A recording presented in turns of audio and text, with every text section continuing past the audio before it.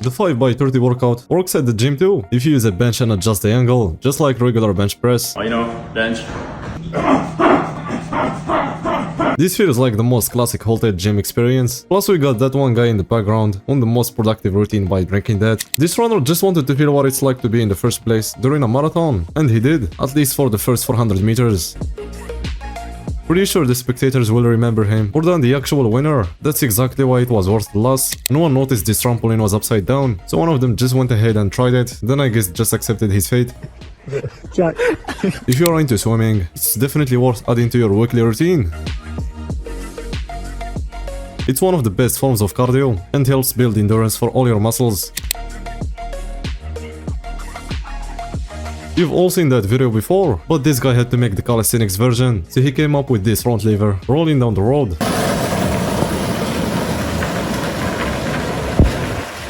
I don't know what happened to Dr. Mike, but he sure doesn't look alright.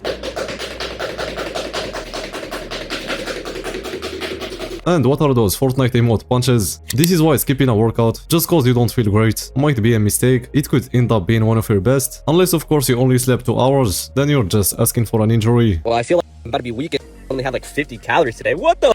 This was my PR. I feel amazing. Followed my diet to a T. This is about to be light work. Oh my god, this was my warm-up last week. I'm curious to know, do you ever skip a workout just because you're not feeling your best? Or do you always push through and never miss one? If every powerlifting gym had a few people walking around, just making sure lifters use clips, most of these fails wouldn't even happen.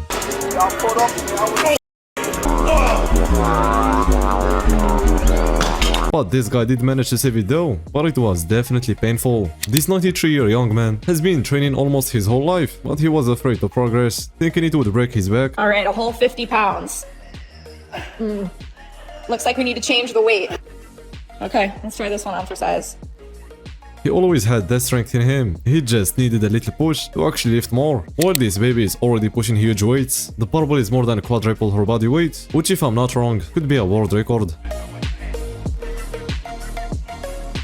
And she's benching without her legs on the ground, which makes it harder, so that's why it's even more impressive. I've seen some pretty concerning things people do when they are bored, but this still takes the win. And ironically though, he's making progress. Last time we had him on the channel, he could only do 90 pounds. Let's see how far he can go. But I'm sure it doesn't feel as good as it sounds when you only hear the video and don't see what's happening. Whoever named this protein bar clearly didn't overthink it, just went with the first thing that popped into their head. This is that one friend on the lifetime bulk when you ask them how their cardio's been.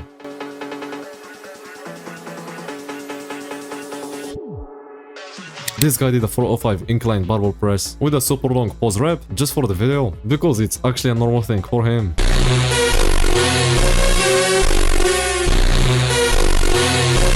That kind of strength ain't built with the usual training, it's pure modern science.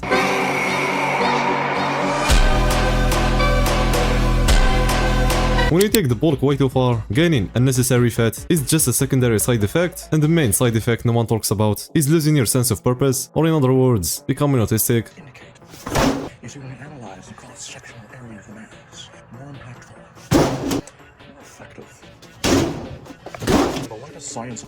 But he's not the only one who hates them, because here is another one with the same passion for the hate. All these new kids saying, oh, I'm following this science-based program. Take that science-based program, crinkle it up, shove it straight up your because intensity is king. Ah! He has a point, but to an extent, trying to make a workout perfect with science and all that stuff, just to gain a tiny bit more, while sacrificing what you actually enjoy, is one of the worst approaches. It will make you quit before you even get where you want. But with all due respect to this guy, definitely not hating. It's hard to talk about intensity with shoulders and traps the size of a truck, meaning probably on the sus. Natural lifters can't rely on just intensity, since their recovery levels aren't the same. Just check out where he actually trains.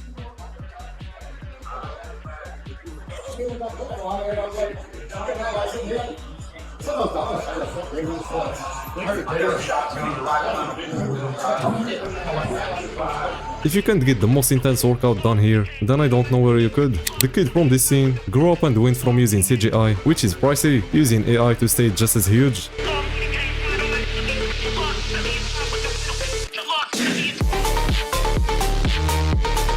After seeing dumbbell lat pull downs, everyone's getting creative with it. Now we've got dumbbell triceps push downs. It's like an upright row, but instead of pulling, you're pushing.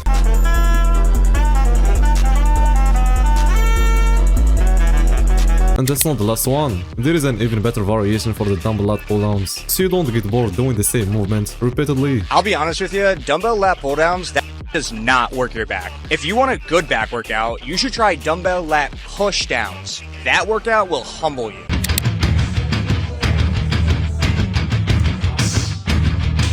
Getting your back stronger with dumbbell lat pull-downs can actually help your bench go up way more than you would expect.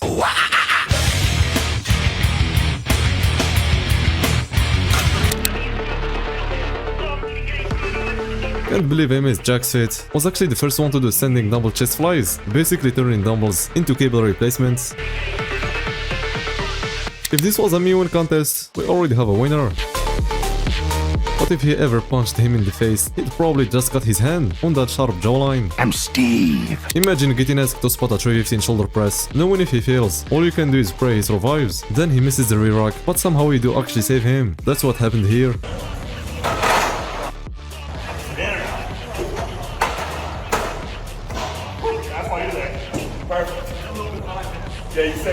Do you even train if you've never injured a shoulder? Apparently that's never happened to this guy, so now he's forcing a shoulder injury.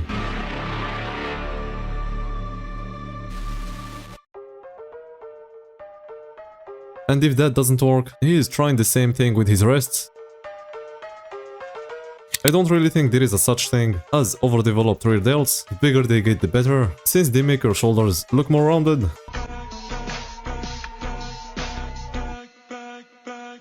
Bro, stop. You already won. The rear delts have rear delted. You don't need any more rear delts. They're already there. Plus they will hit a point, or they stop growing anyway, and if you switch to low reps, you'll probably just shrink. Also pretty sure this is one of the rare times TNF didn't say the thing. They're already there. Most lifters believed this back then. Who wouldn't want shoulders as wide as Steve Reeves is? But it turned out to be too good to be true. Alright man, if you want to get that athletic, high testosterone look in your physique, you need to be doing the Reeves deadlift. This move was created by Steve Reeves in the silver era of bodybuilding, and he said that it would increase the width of your shoulders by up to 6 inches. You gotta give this a try. Go 3 sets of 12, something like that, and push it hard. Get a stretch at the bottom like I did there. You can grow your shoulders and make them look wider, sure, but getting that wide just from a certain movement is pretty much impossible. It's mostly generics. You'd never guess where these steers lead.